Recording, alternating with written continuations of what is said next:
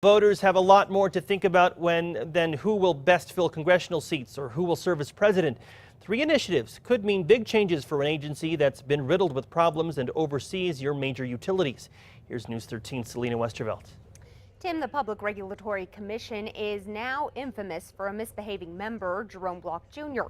But members of the political think tank say your votes could change that.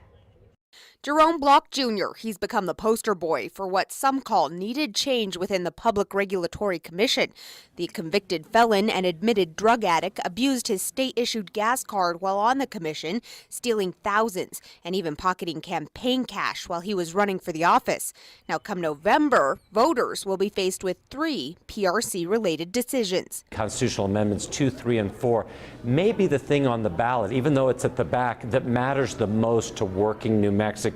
Fred Nathan, president of Think New Mexico, a bipartisan political think tank, says it's because the PRC regulates many things. The PRC regulates your phone bill, your electric bill, your gas bill, all of insurance, motor transportation, even the fire marshal. Of the 3 initiatives, the first is a constitutional amendment allowing the state legislature to up the qualifications to serve on the PRC. Currently, commissioners must be 18, live in New Mexico for at least a year, and can't have a felony.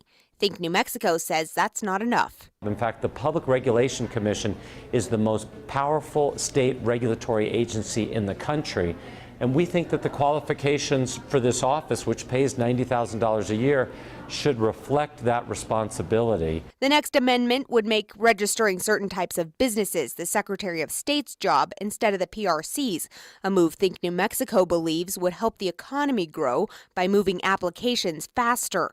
And the last would make the Department of Insurance its own office. Think New Mexico says a little change could go a long way. And that is the bottom line, is we want a Public Regulation Commission, Selena, that will better serve New Mexicans. Now, not all of the PRC commissioners agree with the proposed changes.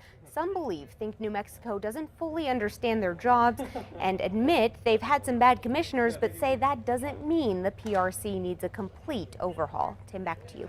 Thank you, Selena. Tuesday is the last day to register, by the way, to vote in the state. It's also the first day of absentee voting.